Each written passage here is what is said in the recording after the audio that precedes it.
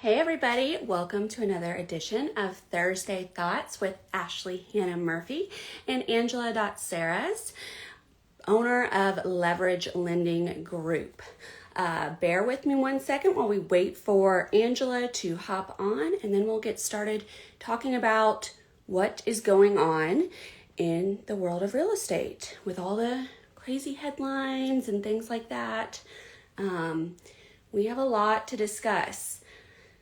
So bear with me, there he is.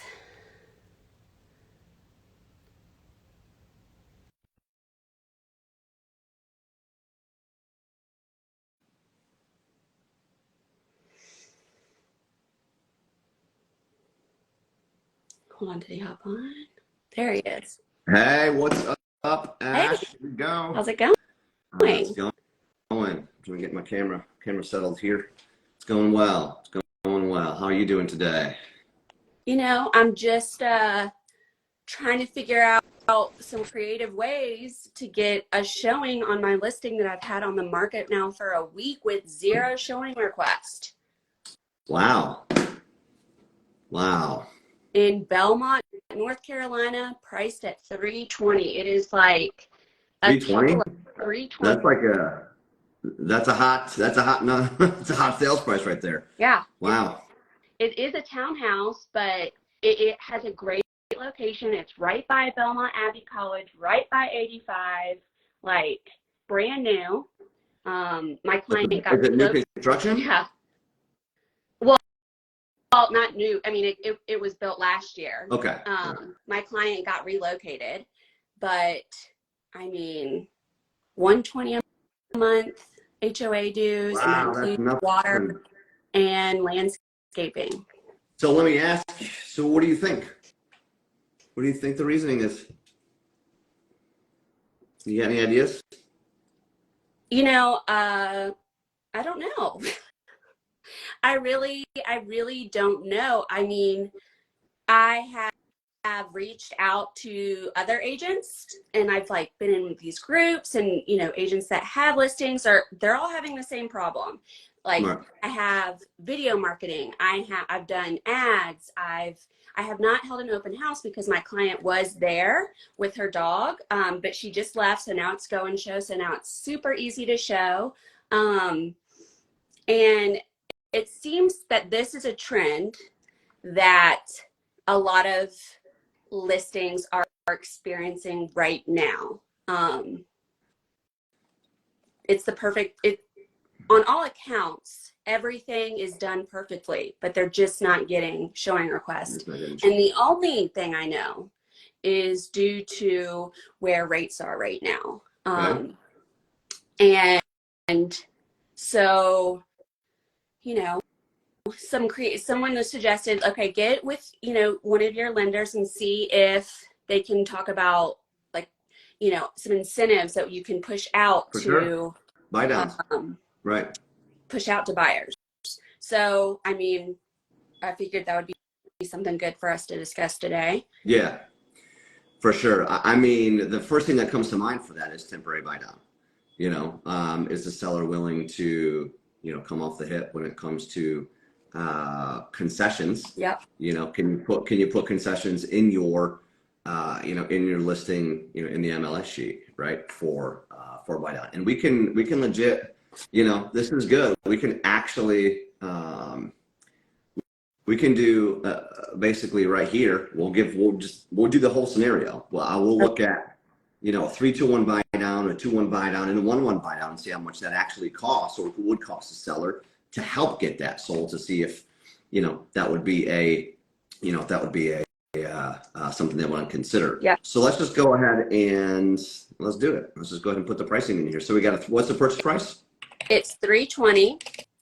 Okay. Do you need the address? Nah, I'm just gonna go. We're gonna just do we'll just do an FHA loan just for all intents and purposes, right? So we'll do 3.5% down payment. Okay. We'll think they have like a 700 score, and it's in Belmont, right? So, it's single family residence, correct? Well, it's the townhouse. Okay. So still treated as single. All right. So if you were trying to look at some scenarios for your seller. Say, hey, work with the seller on, hey, let's try to work together on what can we do to get this, to entice or to make it pain points, right? We want to lower those pain points for the buyer coming in, because rates are historically, they're a little higher right now, right? I mean, so we have a bunch of different buy down options. We have a 3-to-1 buy down, a 2-1 buy down, a 1-1 buy down, and a 1-0 buy down. There's so many different options that we can choose from, right?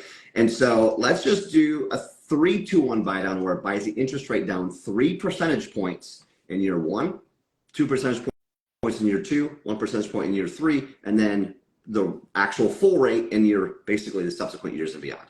So that particular buy down would cost the seller at closing $14,000. That's a 3-year buy down, $14,746.67 to be exact. Okay. Let's just round it up to 14,800. So that literally would save the buyer. So a temporary buy down is a subsidy that the seller pays for the buyer. So that puts it in a separate account. So each month the buyer only pays for, like right now for that particular, and I just did a straight up par rate, 7.5% interest rate on an FHA loan. Okay, so that buys the rate down to 4.5 in year 1, saving them that year. It saves them $7,200 in savings.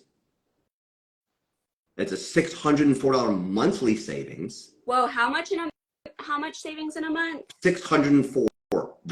Wow. Okay. And that particular year, it's 70, right? Just shy of 7,300, right? Okay. So that's huge. That's $7,000 in interest savings that it's a subsidy paid for by the seller. That's awesome for the buyer. Who wouldn't want a 4.5% interest rate? Right. Year 2, it goes up to 5.5. Okay, so 5.5. That monthly payment savings is $412 in some change, with a annual monthly savings of $49.55. So that particular year, they've saved just shy of $5,000.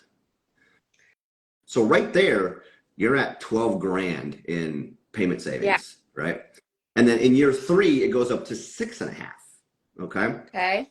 So that payment savings is $210, right? That's 2 cents shy of 211, right? So let me just say 211. Okay. That's $2,531 in savings for that particular year. So the total savings for 3 years is 14 in change, $14,746.27. So if you could, instead of lowering the price to make it, enticing to, maybe they think the price is too high or whatever, throw that out to the seller if the seller has room for it. And that's a 3-2-1 buy down, right? So if there's not enough room, we can talk about a 2-1 buy down, but that's pretty enticing if you throw that out there to buyers, to prospective buyers, to get them on the hook for that. So let's look at a 2-1 buy down. Okay. See, and if you're a buyer or a listing agent and your agent isn't having these conversations with people, and I mean, this is what you have to do in today's market 100%. in the metro area. You have to, because these programs are really unique. Right, Angelo? Yeah. These are things that have just rolled out here. Because rates are on the higher side, and Fannie did put these in place to help alleviate some of these high rate pain points. Yeah, 100%. And not all lenders offer them. Credit unions don't offer them. Many banks, I know Wells Fargo, Bank of America, they do not offer them. So, I'm a broker. So we have a bunch of different, the top 25 wholesale lenders in the nation, in our back pocket. So we have these, some of my lenders don't offer these, right? But I do have many lenders that do offer these temporary buy downs. So, that's strategy. It's all about strategy in this market. You have to help, you got to help your client, your buyer to, and the seller. You got to work together. I mean, this is definitely, you need a buyer's agent and a seller's agent to really strategize. Hey, and let's work together on this to see if we can't help the end game, which which is getting a client to the seller to sell their home, right? And then the buyer a fantastic deal going into the home. So, yep. Okay. So 2-1 buy down. Oh, sorry, go ahead. And this, like, some important things to know, like, of course, what you're saying, the profile that you're putting together that is putting together this unique offering for this particular property is all based on the borrower's Situation. financial picture. Correct. Yeah, and it is based off of, like, this particular scenario is based off of a 700 credit score for an FHA loan with 3.5% down. Okay.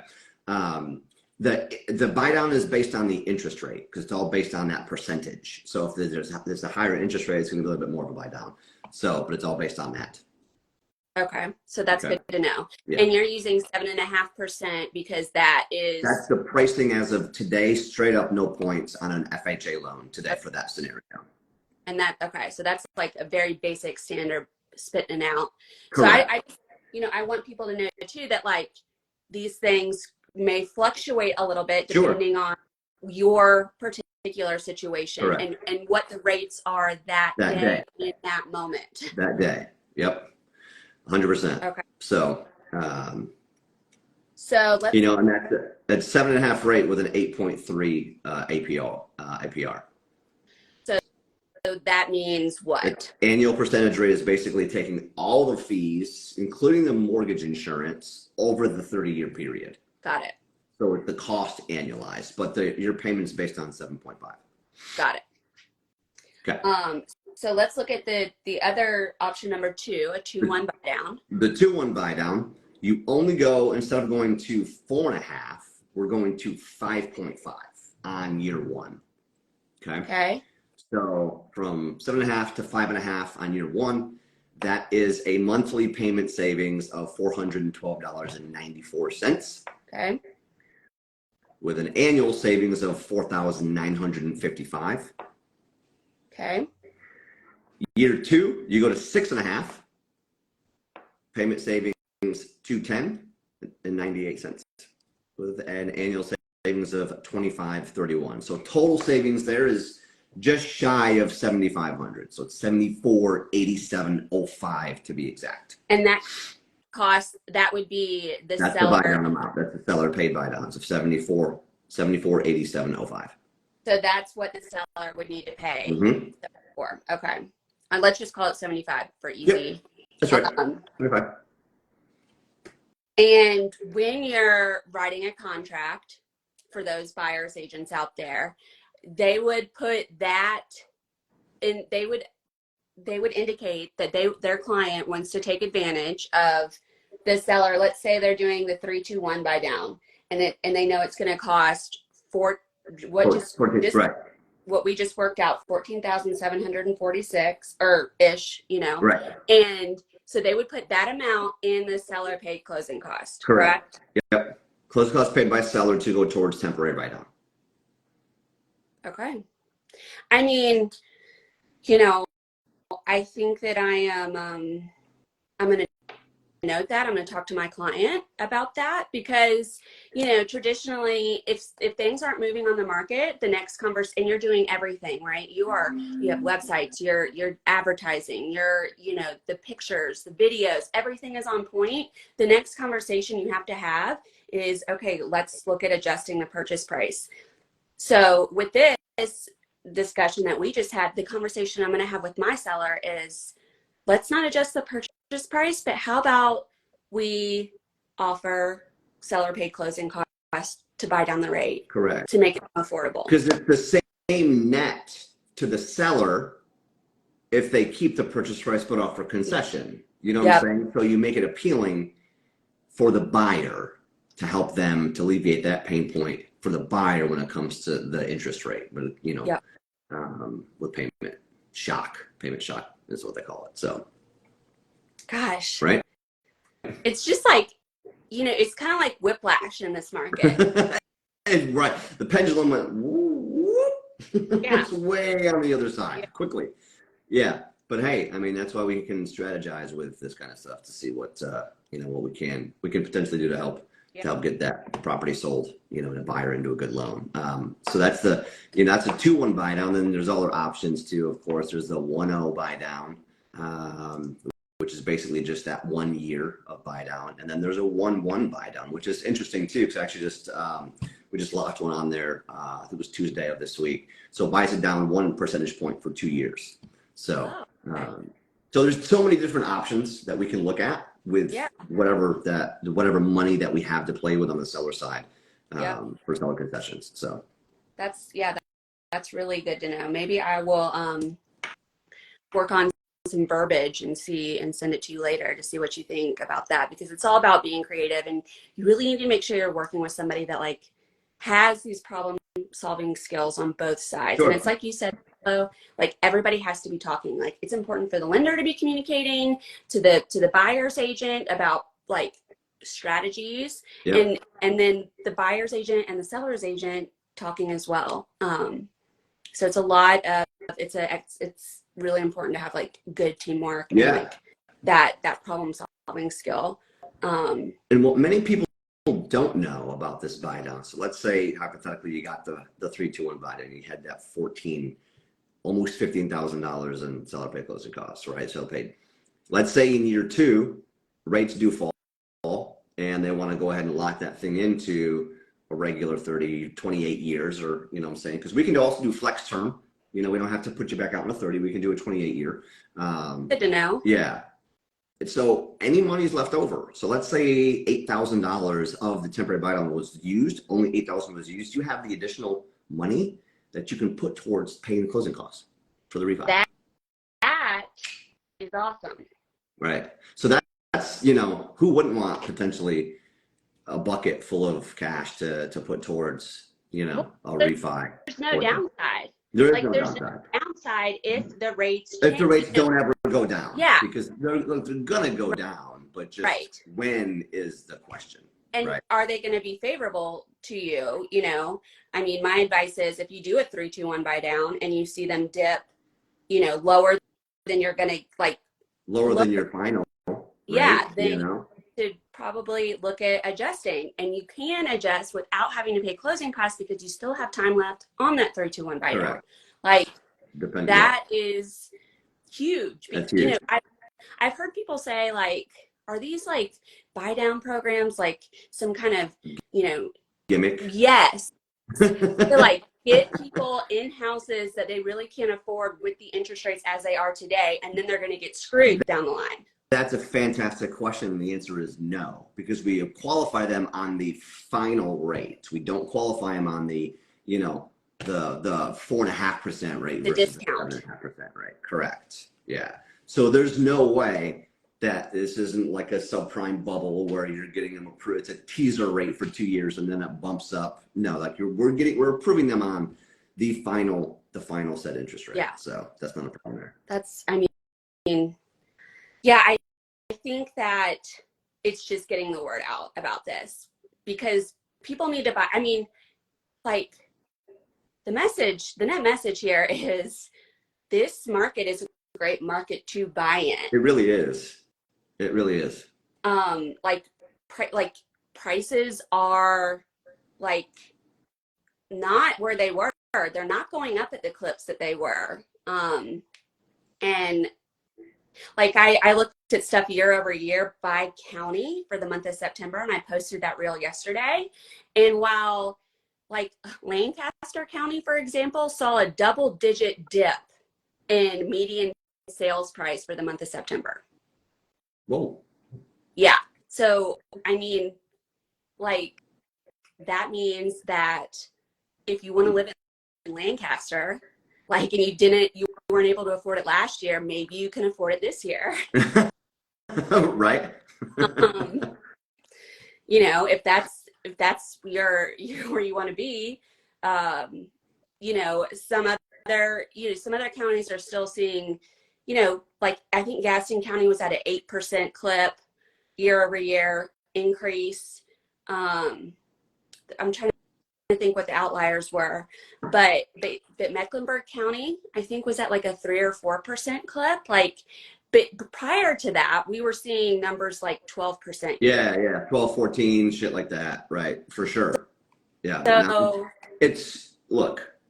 So it's fantastic. Everybody wants their home to appreciate, but I want everything to settle down. We all want it to settle down, to be more normalized, so there isn't, so it doesn't get so out of touch for people. It's definitely, the affordability level is definitely not as not as it used to be. So hopefully this will kind of slow it down and kind of get us back into some sort of normalcy. yeah. Yeah, I completely agree. So what are you seeing on your side? Anything, newsworthy that you have? Just volatility to the max. I mean, we had yesterday there was, I didn't talking Greek to you, but like there was like a almost 60 basis higher rate to the higher, basically, for the mortgage-backed securities, and then today complete reversal. We're right back to where we were yesterday morning. So it's there's so much volatility in this market, and there's like I said, kind of we were talking about last time. There is more upside potential from what Fannie Mae had mentioned, the chief economist Fannie Mae had mentioned at the convention, at the conference that I was at, and then there was also. There's a headline that I saw yesterday that he had mentioned also that I should have written down because I meant to talk about it today, but I completely forgot about it. But maybe I'll send you a link on it. But anyways, no, I mean, it's just strategy. I think just right now it's all about strategy. People that are looking to purchase properties, you gotta work together, and don't lower the price just to make it easier for the buyer, to make sense for the buyer to buy that property. Yeah. Because if you lower the price and then you can't lower the price and then give them a concession, because that's a double whammy on the seller. So before you lower the price, let's look at doing that, And it's a win. Anything, if you need any material on my end when it comes to that. I definitely will still ask you for some to maybe attach to this listing or put in the agent notes at least. Here is something else too. I can do like a chart or something at some point in time for you on them. But a lot of people don't want to move out of their 3% interest rate, right? Because they don't want to have to buy a property at 7.5. I get it. So to some people, now this wouldn't be for everybody. To some people, let's say you have a 3.5% interest rate, but you have a ton of equity. Let's say it's a $500,000 property. You have $200,000 worth of equity. Normally, people want to sell, take that 200 equity, put it on the new, property that you buy for 700,000. So your mortgage is 500,000. But maybe that particular person has $1,200 or $1,300 in monthly debt. Okay. Like so their monthly expenses? Monthly expense, like credit cards, car loans, installment, whatever it may be, right? Because we've seen it. I mean, we've seen, people have, 50, 60, $70,000 worth of, debt. So I'm just kind of rounding numbers here. But when you think about it this way, let's say instead of selling the property for, sell it for 500 and taking that 200,000 equity to putting it down on that $700,000 property, why don't you take that 200? Let's say they have $60,000 in debt, 70,000, pay that debt off, reducing that liability to zero. So even if you do pay a little bit higher interest rate now, temporarily, while rates are higher, you still have no debt. And all you have is a mortgage payment. So people need to be they need to stop being so closed-minded. If you do have a lot of debt to purchasing a new home because it may cost more, maybe using some of that equity to pay off your debt, to zero debt, to eliminate that debt. We call it a debt restructure, right? Eliminate that debt and just have the new mortgage payment, which could be $1,000 higher than what you're paying now, or $1,500, but then you don't have the other debt, so it's kind of like a net zero. You see what I'm saying? And like it's gonna sound dumb, but don't credit cards, like, aren't those rates, like, do they fluctuate, right? 24%. Yeah. Car loans, 9%. Yeah. Let's pay those off. Yeah. Because those are not appreciating assets. Yeah. Like, I don't hear people bitching about 24% credit card debt. Yeah, I saw that. You saw that post. That's yeah, true. It's true. It's true. Perspective. I think it's all about perspective, and we, I think, have been in an economy that's had lots of cash, right? There's been money flowing, buy-in, just lots of consumer activity. And so we've kind of gotten used to that lifestyle. And now everybody is having to cut back. Everybody. Yep. Everybody that I know is like, okay, we can't be spending like this every month. Like, this isn't realistic. Like, the cost of everything has gone up. So that means stop maybe spending, reorganize your monthly situation, and then get rid of those credit cards, especially like out of the gates. And then you can put that money towards good debt, right? Yeah. Like a mortgage or something that is going to appreciate with value. I mean, I've shared so much material on home price trends over the last 20 years, the last 10 years, and how much they've gone up in value. And that is real wealth. It is. It is. That can change your family. Like, someone who bought their house for $200,000, 4, 5, 7 years ago, doubled it a year ago, and was able to get almost $500,000. I mean, those are the kinds of stories that are told, right? And that's reality. And I know it's not going to happen in the next 3 years after you buy a house, but if you hold on to it, and you have to live somewhere anyways. And I don't know if this is right, Angela, but I explain it to my clients like it's a forced savings account, because you're paying down a principal, which ultimately, when you go to sell, you get to pull that. Right. So I sometimes, when I'm talking to clients and they're like, I don't know if I want to spend the money on a house right now, and I'm like, I hear you, but it's a way to save money regardless. Like, if you're not good at saving money, right. You have to spend the money on housing, and this is a way to help you save. And, rent is 100% interest. That's right. That's right. And I'm just I think we just keep educating. That's what it's all about. And the media makes everything seem so bad. I know. When it comes the media, just don't even listen to the media, man. Oh my God. They're all doom and gloomers. Yeah. All doom and gloom. My God. It's disgusting what the media likes to portray. I know. Reach out to Angelo and I. Don't listen to the media if you have questions. Correct. Right? Just broker and chill. Okay? Yeah!